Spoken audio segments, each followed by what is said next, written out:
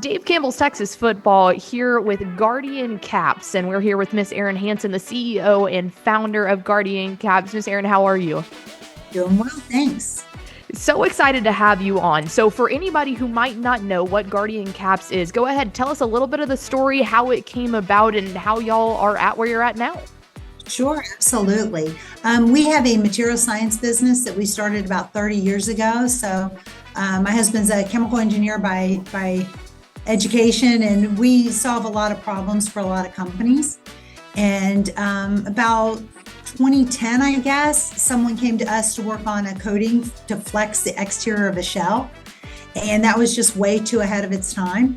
You know, that was back in the era of the big bangs, and you wanted to hear those two helmets crashing together. And at the same time, our son Jake was playing football he was a middle schooler. And so after raising four daughters, we were like, okay, it's time to get into football. And I think we knew a little bit too much. And we're not happy about those helmets crashing together as much as, ESPN highlights. We're happy about those hits. We saw it very differently and just said, you know what, there's got to be a way to have all of the fun and benefit of football without some of those repercussions. Absolutely. Player safety at the peak of awareness, I feel like now. Yes. How does the Guardian Cap work? So obviously a ton of science, but dumb it down for us a little bit for the normal people. How can we understand how Do it you know works? what? It's really more of a simple machine. It's amazing how well it works for what it is. It's just, we feel that the hard shell benefit certainly has its benefits, that was created to eliminate skull fracture, and it does that. But then it's, what about helmet to soft tissue? What about helmet to hand, helmet to helmet, helmet to ground?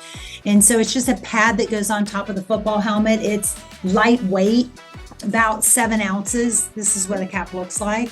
So it's super, super lightweight. I mean, it's, less than a Kleenex box. And it just floats on top of the hard shell helmet. And it connects with 4 elastic straps around the face mask. So it's not altering that helmet. It's not making that helmet, different in any way. The helmet still does what the helmet was designed to do. We just give it additional benefit. So those hard hits are just softened. So you're taking those hard hits, and if your hand hits it, it's a lot easier. If I asked you to hit your hand on the table as hard as you could, you'd like there to be a pad there. If I asked you to hit your head on the table, you'd like there to be a pad there. So it just pads it. The linear impact is softened, and then it moves because it's floating with those elastic straps. So it's redirecting that rotational energy and not grabbing. I hear a lot of feedback, well, what if it grabs? It doesn't grab. Coefficient of friction is less than the hard shell helmet, no grabbing. And it also, especially in Texas, it insulates the helmet. So it keeps that helmet about 20 degrees cooler in radiant sunlight, which is a big deal.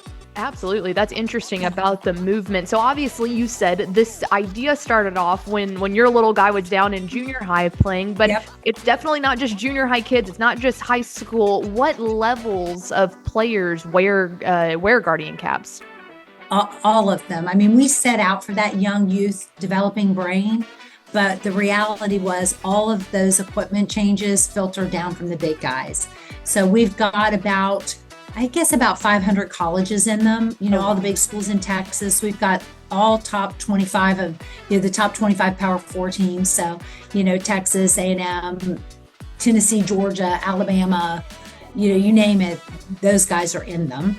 And then probably 500 colleges, about 5,000 high schools. And then the NFL mandates them for all practices, for all players except quarterbacks, kickers, and punters, and the CFL mandates them. So all levels. That is quite impressive. How did you get involved with the NFL, and what was y'all's reaction? I mean, this was kind of your brainchild. What was your reaction to seeing the NFL guys, the best of the best, out there wearing Guardian Caps? Was very progressive a few years ago and really called together all manufacturers to just kind of come to they called on us to apply for what they called the Head Health Tech Challenge. So we applied in 2017 and won that, which provided testing, which was awesome, helped us, verify what we had.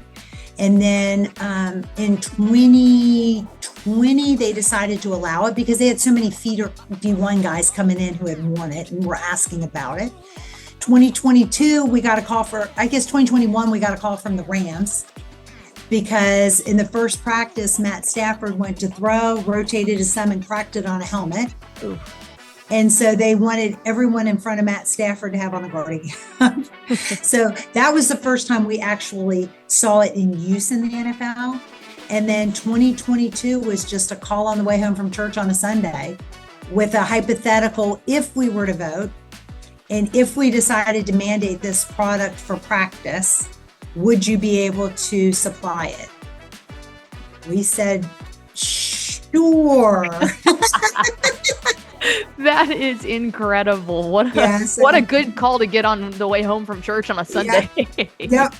You say yes, and then you figure it out. We were scrambling behind the scenes, but they had been looking at field data. Obviously they had the lab data from where they had tested in 2017, and they continued to test and continued to listen to their college feeder programs and things. So it was pretty exciting. Oh yeah, incredible accomplishment so far with y'all's business and protecting athletes from every level. What's the long-term goal for Guardian Caps? What we've been able to do in football, then we shrunk it down and we're launching hockey. And so we're trying to do the same for hockey players. We have a loop product. I think I had it here. It's just a padded headband that we partnered with CNET. So it's a padded headband for flag, cheerleading, rugby, soccer, all the other sports where you don't have a hard shell helmet.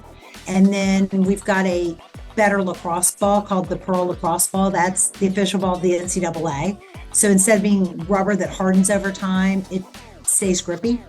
And then we've got Guardian Infill. It's a bio-based infill that goes in the turf fields to keep the fields about 28 degrees cooler because those fields are just burning hot. And they're filled with crumbed rubber that's very abrasive and filled with, it's ground up car tires. It's trash on the field. And so we decided to engineer an infill. So lots of good stuff. Everything with the player safety, player performance in mind.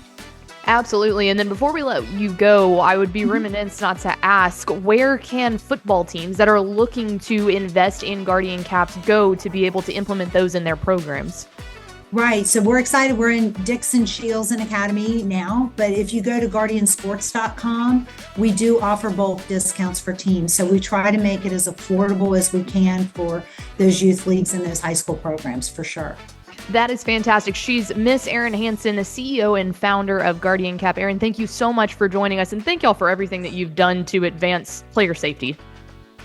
Absolutely. Thanks for having us and spreading the word.